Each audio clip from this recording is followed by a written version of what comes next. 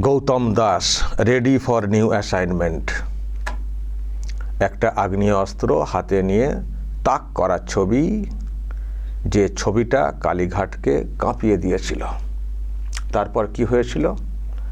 তারপরে টিএমসির তরফ থেকে নির্বাচন কমিশনে নালিশ করা হয়েছিল যে কেন এই অফিসার এই অস্ত্র হাতে নিয়ে এইভাবে ছবি তুলে আবার উপরে লিখবে রেডি ফর নিউ অ্যাসাইনমেন্ট। কি অ্যাসাইনমেন্ট?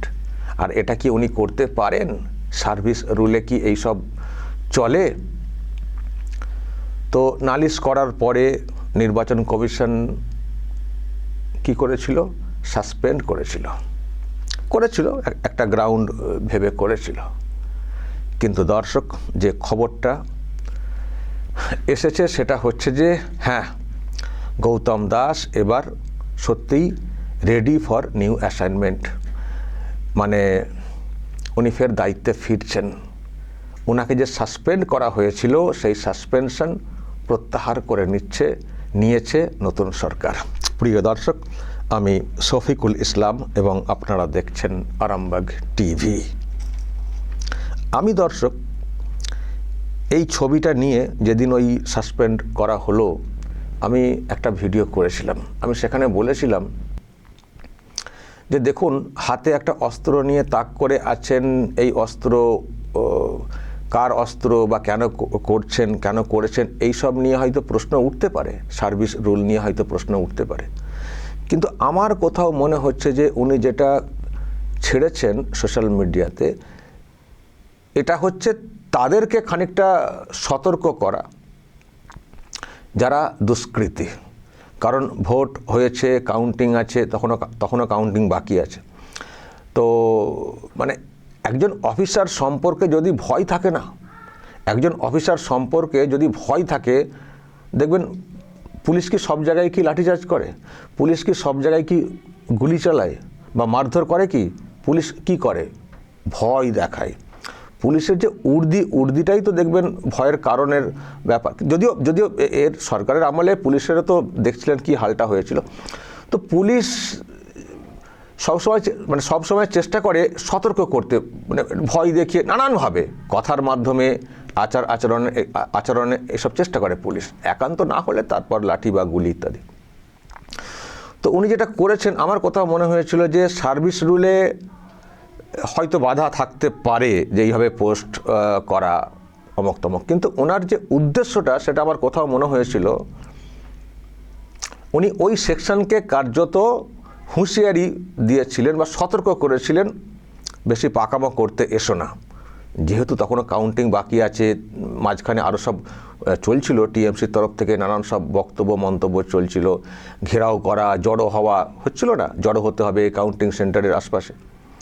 ফলে আমার কথা মনে হয়েছিল যে উনি যেটা করতে চেয়েছেন, একটা শান্তি শৃঙ্খলা বজায় রাখার জন্যে এই ছবির মাধ্যমে একটা বার্তা যে বেশি পাকামো করতে এসো না, মানে খেলা হয়ে যাবে। যাই হোক, আমি কোনো একটা নিশ্চয়ই বুঝতে পারছেন আমি কি বলতে চাইছি। তো ওনার এই পোস্টের মাধ্যমে উনি যে নিজেকে বিরাট মানে হিরো মনে করছেন বা অমক তমক, সেরকম কিছু না। আমার পরিষ্কার যেটা আমার কাছে এসেছিলাম সেটা বলেওছিলাম যে ওনার এই বার্তা হতে পারে সার্ভিস রুলে হয়তো এটা নেই, মানে পোস্ট করে ফেলেছেন, কিন্তু পোস্টটা যে করেছেন এতে তো অ্যাটলিস্ট একটা ভয় তো দেখানো গেছে। আরে ভয় না পেলে টিএমসি কি নালিশ করতো নাকি? এই যে টিএমসি নালিশটা করেছিল কমিশনে, কী জন্য করেছিল? ভয় পেয়ে গেছিল টিএমসি। দুটো কারণ, একটা হচ্ছে এইরকম তাক করে যদি ছবি দেন তাহলে ওই গুন্ডা যাদেরকে দিয়ে কাউন্টিং ইত্যাদি করার চেষ্টা হবে তারা ভয় পাবে। আর একটা ভয় দর্শক আমার কোথাও মনে হয়েছিল যে এই কালীঘাট ওসি হিসেবে গৌতম দাস যেভাবে কাজ করছেন, এবং নিশ্চয়ই তো আপনাদের মনে আছে ভোটের দিনে মমতা ব্যানার্জির ভাই উনি একটা জায়গায় মানে কয়েকজন লোককে নিয়ে জড়ো করে বসছিলেন ওনার এরিয়াতে। তো এখন ভোটের দিনে তো এরকম তো জড়ো করে তো বেশি লোক তো বসা যায় না, তো না। তো মমতা ব্যানার্জির ভাই, মুখ্যমন্ত্রীর ভাই, তো কি হয়েছে, এই কালীঘাট ওসি গৌতম দাস উনি সেখানে গিয়ে দেখুন মানে কীভাবে সব হটিয়ে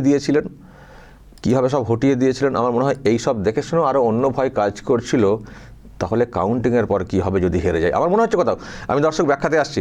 দেখুন সেদিন কী ধরনের মানে কাজ করেছিলেন গৌতম দাস ভোটের দিনে।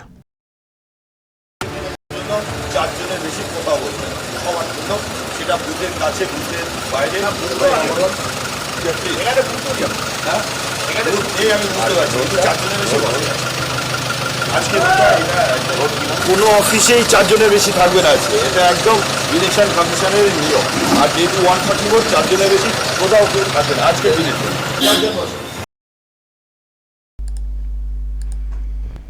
এইরকম করেছিলেন মুখ্যমন্ত্রীর ভাই, তো কী হয়েছে, নিয়ম সবার জন্য সমান, 4 জনের বেশি কেউ কোথাও বসবেন না, ওখান থেকে হটিয়ে দেওয়া হয়েছিল কার্তিক ব্যানার্জিকে। এই যে মাঝখানে যে বসে রয়েছেন কার্তিক ব্যানার্জি, হটিয়ে দিয়েছিলেন। হয়তো এইসব দেখে ভেবেছিলেন নেত্রী এত সাহস, আমার ভাইকে ভোটের দিনে হটিয়ে দিয়েছেন, এত সাহস। এটা যেমন একটা, আবার হয়তো এইটা এসছে ভাবনায় যে ভোটের দিনে ওই রকম, তাহলে কাউন্টিংয়ের পরে যদি হেরে যায় তাহলে কি হবে। এক হচ্ছে ওনাকে না সরালে আমার বাহিনী ভয়ে থাকবে, তাদেরকে অ্যাক্টিভ রাখতে হবে। আর ওইটাও যে আফটার ইলেকশন হেরে গেলে যখন উনি আমার ভাইকে রাস্তা থেকে হটিয়ে দিয়েছেন, হতে পারে নিয়ম, তো কী হয়েছে, আমার ভাই তো, আমি তো মুখ্যমন্ত্রী, আমার ভাইকে হটিয়ে দিয়েছেন, তাহলে যদি আমি বিপদে পড়ি তাহলে আমি কাকে ফোন করব? কালীঘাট থানার ওসি তো।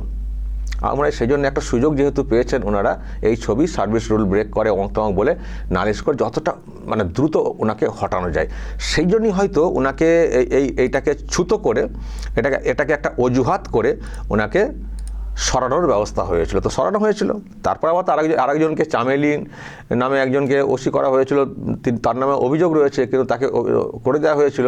সেটা নিয়েও আমরা খবর করেছিলাম যে চামেলি মানে তো আবার রাজ্য সরকারের একেবারে তৎকালীন মানে শাসকের একেবারে ঘনিষ্ঠ, তার ব্যাখ্যা অনেক দিয়েছি। আবার সেটা নিয়ে বিতর্ক ওঠার পর তাকেও সরানো হয়েছিল। সরিয়ে টরিয়ে এখন অন্যভাবে কাজ হয়। তো যাই হোক দর্শক, ইনাকে সরাতে মরিয়া হয়ে উঠেছিল টিএমসি, কিন্তু নতুন সরকার এসে, শুভেন্দুর সরকার এসে ইনাকে ফের ফিরিয়ে এনেছে। মানে সাসপেনশন প্রত্যাহার করে নেওয়া হয়েছে, গতকালকেই প্রত্যাহার করে নেওয়া হয়েছে, আমি যে খবরটা পাচ্ছি সূত্রে। সাসপেনশন তুলে নেওয়া হয়েছে, ফের কাজ। আমি তো বলবো ঠিকই করেছে এই সরকার। সার্ভিস রুল বা ইত্যাদি বলতে পারেন, কিন্তু ওনার উদ্দেশ্যটা না ওই রকম ছিল না। আমি একটা অন্য লোক, অন্য কাউকে একটা সত্যিকারের ভয় দেখাচ্ছে, এটা অন্য বিষয়। উনি পোস্ট করেছেন, জেনে শুনেই পোস্ট করেছেন, তো পোস্ট করেছেন মানে ভোটের সময় সেন্ট্রাল ফোর্সে ঘুরছিল, সেন্ট্রাল ফোর্সে দেখবেন অস্ত্র নিয়ে ঘুরে, তো কেন ঘুরে, সব গুলি কি চালায় সব সময়, ভয় দেখায়। তো উনি হয়তো নিয়মের বাইরে গেছেন, আমি ধরছি তর্কের খাতিরে, নিয়মের বাইরে হয়তো গেছিলেন পোস্ট করাতে, কিন্তু উদ্দেশ্যটা আমার কিন্তু খারাপ লাগেনি। আবার বলছি, যারা শুনেছেন সেই ভিডিও আগের দিন, আমি কিন্তু সেদিন ব্যাখ্যা দিয়েছিলাম যে উদ্দেশ্য কিন্তু খারাপ ছিল না। উনি কাউকে গুলি করছেন, কাউকে করছেন সেটা না, উনি দেখালেন যে কালীঘাট থানার ওসি কতটা অ্যাক্টিভ দুষ্কৃতি দমনে। এই বার্তাটা উনি কাউন্টিংয়ের আগে দেওয়ার চেষ্টা করেছিলেন, যেহেতু কাউন্টিংকে কেন্দ্র করে একটা চলছিল। ফলে ওনার উদ্দেশ্যটা কিন্তু ভালো ছিল, মহৎ ছিল। হয়তো টেকনিক্যালি সার্ভিস রুল বা ইত্যাদিতে হয়তো কেউ ধরতে পারেন, কিন্তু যে মানুষের উদ্দেশ্য খারাপ না, ভালো উদ্দেশ্য থাকতে পারে, তো তাকে কি করে আটকে রাখা যায় সাসপেন্ড করে। তো নতুন সরকার এসে বুঝেছে, প্রত্যাহার করে নিয়েছে। তো ফলে দর্শক, এটা খুব ভালো একটা খবর যে এই গৌতম দাসের সাসপেনশন প্রত্যাহার করে নেওয়া হয়েছে। আর একটা আমি দেখলাম তার ব্যাপারটা নিয়ে একটা ফেক খবর ছড়িয়ে গেছিল। রামকৃষ্ণ কয়াল বলে একজন তিনি একজন পুলিশের কনস্টেবল, নিশ্চয় মনে আছে, আমি তার খবর আমি তার খবরটা একবার পড়েছিলাম। ওনার অনেক আক্ষেপের জায়গা বলেছিলেন যে পুলিশ ডিপার্টমেন্টটা যেন সেই কেমন একটা সাম্প্রদায়িক ব্যবস্থা হয়ে যাচ্ছে আর কি, বা অন্যদিকে ঝুঁকতে মানে ভাবানোর চেষ্টা হচ্ছে, এইসব বলে ওনার কথা কিছু বলেছিলেন। দেখুন, যে কথাগুলো বলেছিলেন, আবারও বলছি, সেসব কথা প্রকাশ্যে হয়তো না বললেই পারতেন উর্দি পরে। পুলিশের সার্ভিস রুলে যে এবার পুলিশের থেকে এইভাবে ওরকমভাবে আলাদা বিভাজন হয়তো করা যায় না, বলা যায় না, নাই বলতে পারতেন।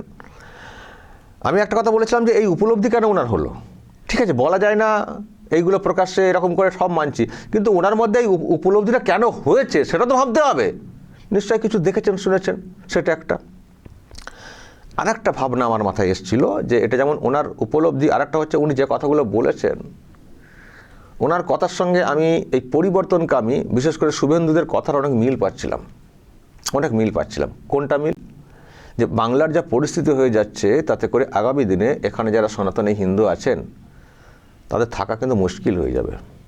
ফলে পরিবর্তন আনতে হবে, হিন্দুদেরকে ঐক্যবদ্ধ হতে হবে। এই বার্তার সঙ্গে না একটা মিল ছিল ওনার বক্তব্যে।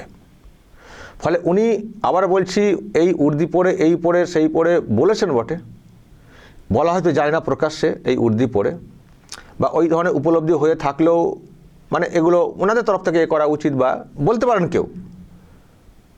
কিন্তু ভোটের আগে ওনার এই বক্তব্যটা না কোথাও একটা পরিবর্তনকামী মানুষের কাছে একটা বার্তা দিয়েছিল, একটা মানে পরিবর্তনের জন্য যেন উনি একটা কিছু করলেন, এটা কিন্তু বিষয়টা সামনে এসছিল। যারা ফিল করেছেন তারা ফিল করেছেন যে ওনার বলার মধ্যে বাচনভঙ্গিতে এই করে বা যে ভাবে বলেছেন ঠিক না, কিন্তু ওনার টোটালটার মধ্যে পরিবর্তন প্রয়োজন পশ্চিমবঙ্গে, এই বার্তা কিন্তু ছিল।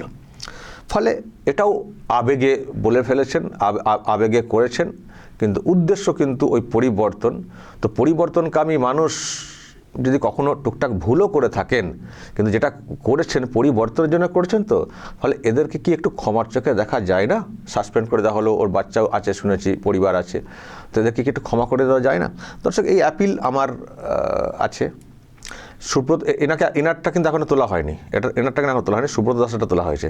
মাঝখানে একটা খবর ছড়িয়েছিল যে ইনার নাকি তুলে দেওয়া হয়েছে, ইনারটা কিন্তু তোলা হয়নি। ইনারটা তোলা হবে ভাবনা চিন্তায় আছে সরকার পক্ষ, যেটা আমি সূত্রে খবর পাচ্ছি, কিন্তু এখনও কিন্তু তোলা হয়নি। কিন্তু আমার তরফ থেকে অ্যাপিল থাকবে যে মানুষ একটু ভুল করে ফেলেছেন, একজন অফিসার, একজন কনস্টেবল ভুল করে ফেলেছেন আবেগের জায়গা থেকে। যদি তার ভাবনায় ভুল থাকে তাহলে সেটা বোঝানো উচিত যে কোথা থেকে তুমি এটা পেলে, কোথায় তোমার মনে হচ্ছে যে পুলিশ ডিপার্টমেন্টটা একটা অন্য দিকে চলে যাচ্ছিল, যেতে বাধ্য করা হচ্ছিল, অন্য কমিউনিটির মানে এভাবে করে দেওয়া হচ্ছিল, পুরো পুলিশ সেকশনে এই জিনিসটা চলে এসেছিল। তোমার কোত্থেকে মনে হয়েছে, কেন মনে হয়েছে, কাকে দেখে মনে হয়েছে, সেগুলো দেখা উচিত। মানুষ তো সার্ভিস যখন পেয়েছেন, কাজ করছেন, তারপর দেখা উচিত, বোঝানো উচিত। দরকার হলে এটা নিয়ে আর প্রকাশ্যে বলে দেবে পুলিশ যে এরকম কেউ কোথাও এরকম কমেন্ট কেউ করবে না, করলে কিন্তু শাস্তি হতে পারে, সাসপেনশন হতে পারে, এটা করা যায় না, একটু বলে দেবেন। কিন্তু যে কথাগুলো বলেছেন পরিবর্তনের জন্য তো একটা লিঙ্ক ছিল, সুতরাং আমার মনে হয় ক্ষমার চোখে দেখে, দরকার হলে আবারও বলছি সতর্ক করে দিন, ওনার উপলব্ধিগুলো বোঝার চেষ্টা করুন, করে কাজে ফিরিয়ে আসা উচিত।